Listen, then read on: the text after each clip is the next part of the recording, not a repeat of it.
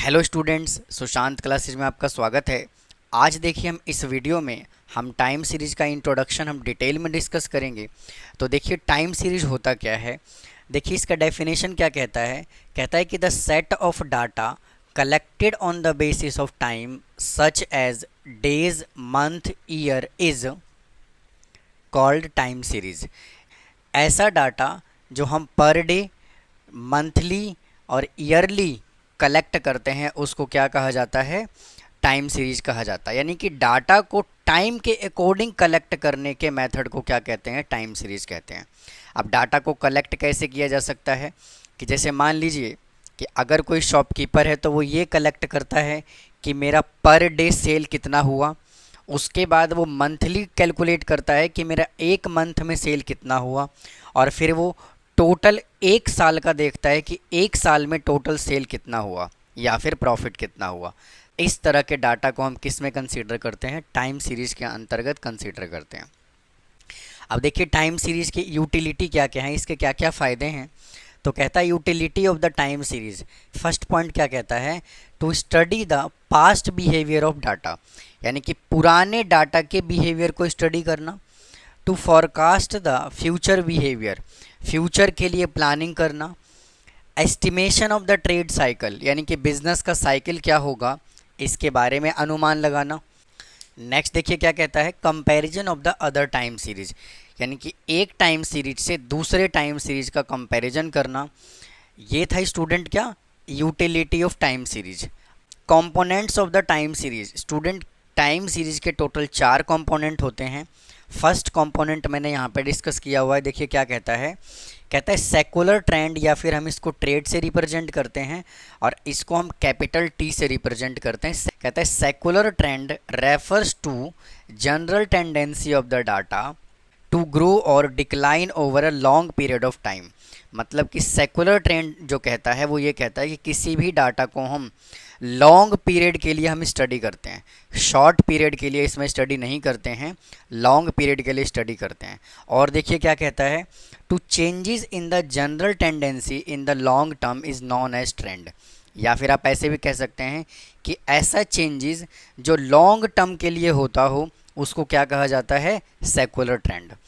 अब देखिए नेक्स्ट क्या कहता है? Trend will be always in one direction. इसका जो ट्रेंड है, मतलब कि जो कर्व है, वो वन डायरेक्शनल होगा, या तो इंक्रीज करेगा और या तो वो डिक्रीज करेगा, या तो वो कांस्टेंट रहेगा। मतलब कहने का ये है कि इसमें जो डाटा है वो फ्लक्चुएट नहीं करेगा, मतलब कि ऊपर नीचे ऐसा नहीं होगा। वो क्या होगा? या तो इंक्रीज करेगा और या तो वो डिक्रीज करेगा। अब देखिए नेक्स्ट क्या कहता है? Trend is not sudden change. अब इसके अंदर जो कर्व है वो एकदम से सडनली चेंज नहीं होगा। अब आइए इस कुछ एग्जाम्पल समझ लेते हैं। कहता है कि पॉपुलेशन चेंजेस। कहता है the presence of the more people means that more food, clothing, housing are necessary. इसका मतलब ये है कि अगर किसी कंट्री का पॉपुलेशन अगर लगातार बढ़ रहा है तो उस कंट्री में फूड की रिक्वायरमेंट ज़्यादा होगी, क्लॉथिंग की रिक्वायरमेंट ज़्यादा होगी, वहाँ पे रहने के लिए लोगों को ज़्यादा घर देना पड़ेगा। यानी कहने का मतलब ये है कि ये जो प्लानिंग है वो कैसे किया जाता है? लॉन्ग टाइम के लिए किया जाता है, कोई शॉर्ट टाइम के लिए यहाँ पे नहीं किया जाता। अब आइए सेकेंड एग्जाम्पल पे चलते हैं। क्या कहता है? Technological process like better medical facilities. अगर किसी कंट्री का मेडिकल फैसिलिटी अच्छा होगा तो आने वाले टाइम में उस कंट्री का डेथ रेट क्या होगा? कम हो जाएगा, सैनिटेशन में इम्प्रूवमेंट होगी।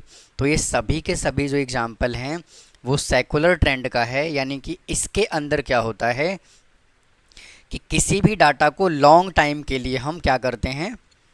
स्टडी करते हैं, शॉर्ट टाइम के लिए नहीं होता। और इसके अंदर जो डाटा होता है वो यूनी डायरेक्शनल होता है। यूनी डायरेक्शनल का मतलब एक डायरेक्शन में, या तो वो इंक्रीज़ करेगा या तो वो डिक्रीज़ करेगा।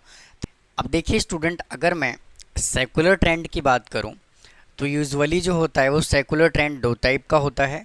फर्स्ट टाइप देखिए क्या होता है? Linear trend. यानी कि लीनियर ट्रेंड में y is equal to a plus b x हम कैलकुलेट करते हैं। और सेकंड क्या होता है? Parabolic trend. पैराबोलिक ट्रेंड में y is equal to a plus b x plus c x square हम कैलकुलेट करते हैं। तो फर्स्ट टॉपिक हमने देखिए क्या पढ़ा? सेकुलर ट्रेंड क्या होता है। अब देखिए सेकंड टाइप जो होता है वो क्या होता है? Seasonal variation. इसको हम कैपिटल एस से रिप्रेजेंट करते हैं सीजनल वेरिएशन को। कहता है क्या कि seasonal variations refers to periodic variations in the time series which occur regularly with a period of 12 month.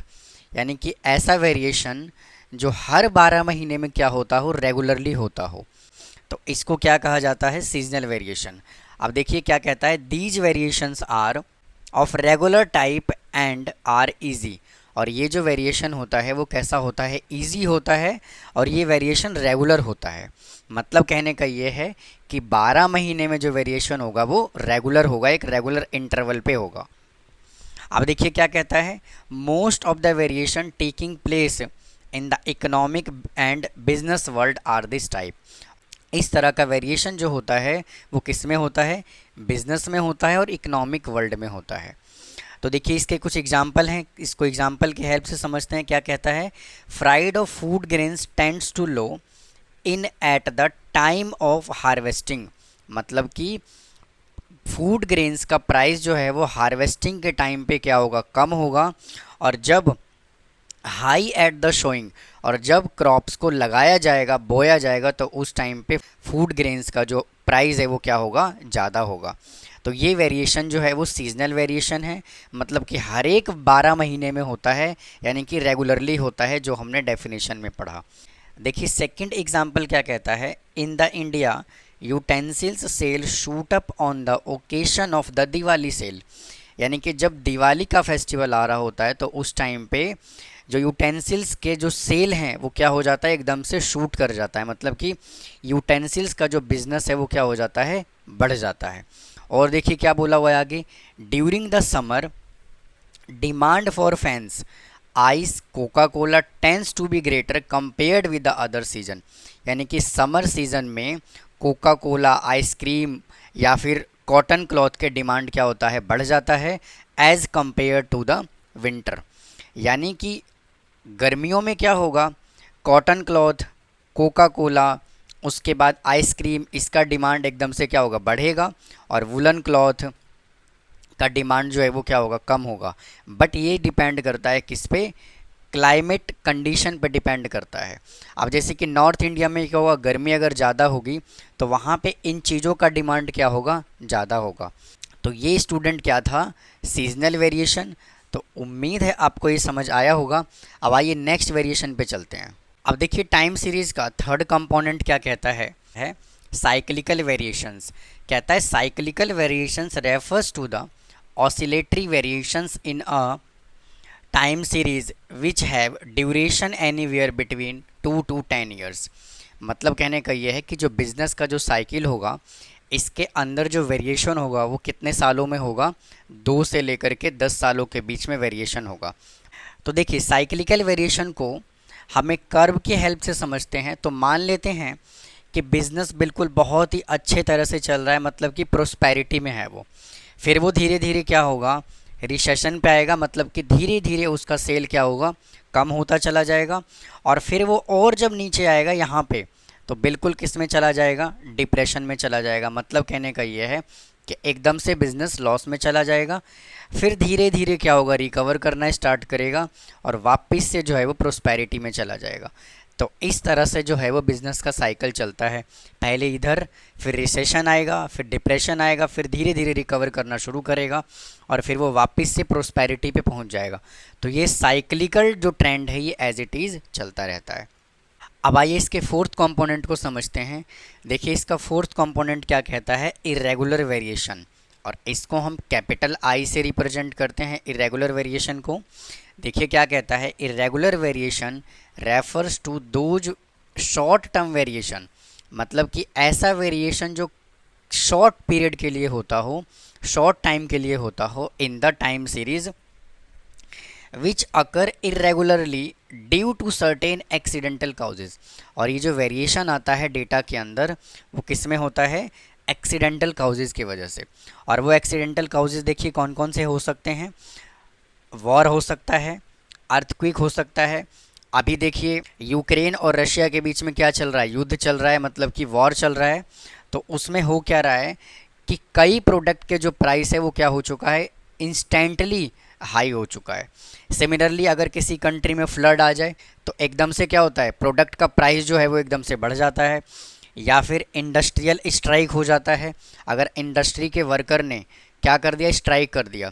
तो इस तरह के कंपोनेंट को, यानी कि इस तरह के एग्जाम्पल को हम इरेगुलर वेरिएशंस के अंदर कंसीडर करते हैं, और ये वेरिएशन यहाँ पे किसके अकॉर्डिंग हो रहा है, शॉर्ट टाइम के लिए हो रहा है। और देखिए क्या बोला हुआ है, they don't happen in definite order in systematic way. मतलब कि इरेगुलर वेरिएशन के अंदर कोई भी काम रेगुलर तरीके से नहीं होता, सिस्टमेटिक तरीके से नहीं होता। There measurement and anticipation become very difficult. और इसके डाटा का मेज़रमेंट करना, एंटिसिपेट करना काफ़ी ज़्यादा क्या हो जाता है, डिफ़िकल्ट हो जाता है। तो उम्मीद है स्टूडेंट आप लोगों को 4 कंपोनेंट समझ आया होगा। अगर आपको कोई डाउट है तो कमेंट बॉक्स में कमेंट ज़रूर करें, और मेरे वीडियो को स्टूडेंट लाइक भी करें। आइए और आगे चलते हैं। अब आइए स्टूडेंट हम method of analysing time series को डिस्कस करते हैं। देखिए अभी अभी हमने कंपोनेंट ऑफ टाइम सीरीज़ पढ़ा, जिसमें फर्स्ट क्या है, सेकुलर ट्रेंड, जिसको हम कैपिटल टी से रिप्रेजेंट करते हैं। सेकंड है सीजनल ट्रेंड, जिसको हम एस से रिप्रेजेंट करते हैं। साइक्लिकल ट्रेंड, जिसको हम कैपिटल सी से रिप्रेजेंट करते हैं। और इरेगुलर ट्रेंड, जिसको हम आई से रिप्रेजेंट करते हैं। तो देखिए टॉपिक क्या है, models of analysing time series. तो टाइम सीरीज़ को हम एनालाइज 2 मेथड से कर सकते हैं। फर्स्ट मॉडल देखिए क्या है, एडिटिव मॉडल। एडिटिव मॉडल, तो देखिए एडिटिव मॉडल में देखिए क्या होता है, अगर हमें ओरिजिनल वैल्यू कैलकुलेट करना है और ओरिजिनल वैल्यू को हम ओ से रिप्रेजेंट करते हैं, तो इन चारों को क्या करते हैं, ऐड कर देते हैं, यानी कि T plus S plus C plus I. अगर यहाँ से हमें किसी का भी और वैल्यू कैलकुलेट करना है, जैसे कि मान लीजिए मुझे यहाँ से टी कैलकुलेट करना है, तो यहाँ से क्या करेंगे, O minus S minus C minus I is equal to क्या आ जाएगा, टी आ जाएगा। सिमिलरली अगर मुझे यहाँ से सी प्लस आई कैलकुलेट करना है, तो मैं इन दोनों को मैं लेफ्ट हैंड साइड लेकर के आ जाऊँगा, तो O minus T minus C is equal to C plus I. यानी कि आप एडिटिव मॉडल में आप किसी भी वैल्यू को, यानी कि किसी भी ट्रेंड को आप लेफ्ट हैंड साइड और राइट हैंड साइड आप ले जा करके किसी भी कंपोनेंट की वैल्यू आप कैलकुलेट कर सकते हैं। अब देखिए सेकंड मॉडल क्या कहता है, मल्टीप्लिकेटिव मॉडल। सेकंड मॉडल जो है वो क्या है, मल्टीप्लिकेटिव। तो मल्टीप्लिकेटिव मॉडल में देखिए क्या करेंगे, इसमें हम ओरिजिनल वैल्यू कैसे कैलकुलेट करते हैं, यानी कि ओ इज इक्वल टू इन सभी को क्या करते हैं, मल्टीप्लाई कर देते हैं, यानी कि टी इंटू एस इंटू सी इंटू आई। अगर इसमें से हम किसी की भी अगर हम वैल्यू निकालना चाहते हैं तो हम निकाल सकते हैं, जैसे कि O divided by T into S into C is equal to I. यानी कि ओरिजिनल वैल्यू को अगर हम इन तीनों से डिवाइड कर देंगे तो क्या आ जाएगा, इरेगुलर ट्रेंड आ जाएगा। इसी तरह से आप और भी फॉर्मूला बना सकते हैं, जैसे कि O divided by T into S is equal to C into I. तो ये था स्टूडेंट क्या, models of the analysing time series. तो 2 तरह का होता है, एडिटिव और मल्टीप्लिकेटिव। अब देखिए टाइम सीरीज़ को एनालाइज करने के 4 मेथड होते हैं। फर्स्ट मेथड देखिए क्या होता है, free hand curve method. Free hand curve method.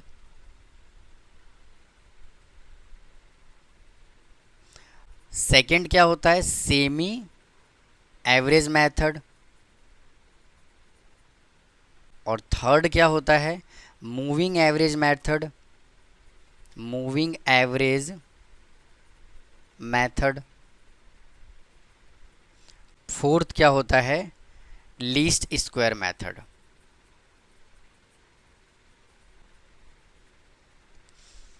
ये जो होता है ये टाइम सीरीज़ के ट्रेंड को कैलकुलेट करने के 4 मेथड होते हैं। तो ये था स्टूडेंट टाइम सीरीज़ के बारे में, टाइम सीरीज़ होता क्या है, टाइम सीरीज़ के कंपोनेंट क्या होते हैं, और टाइम सीरीज़ को एनालाइज करने के कौन कौन से मॉडल होते हैं, ये मैंने आपको बताने की कोशिश की। और टाइम सीरीज़ को हम 4 तरह से कैलकुलेट कर सकते हैं, यानी कि 4 मेथड होते हैं, free hand curve method, semi average method, moving average method और लीस्ट स्क्वायर मेथड। तो ये डिटेल इंट्रोडक्शन था। तो इस वीडियो में स्टूडेंट इतना ही। अगर आपको ये कंटेंट अच्छा लगा तो प्लीज़ मेरे चैनल को सब्सक्राइब करें, वीडियो को लाइक करें और ज़्यादा से ज़्यादा इस वीडियो को अपने फ्रेंड्स को शेयर करें। और अगर आपको कोई डाउट है तो कमेंट बॉक्स में कमेंट करें। थैंक यू, धन्यवाद।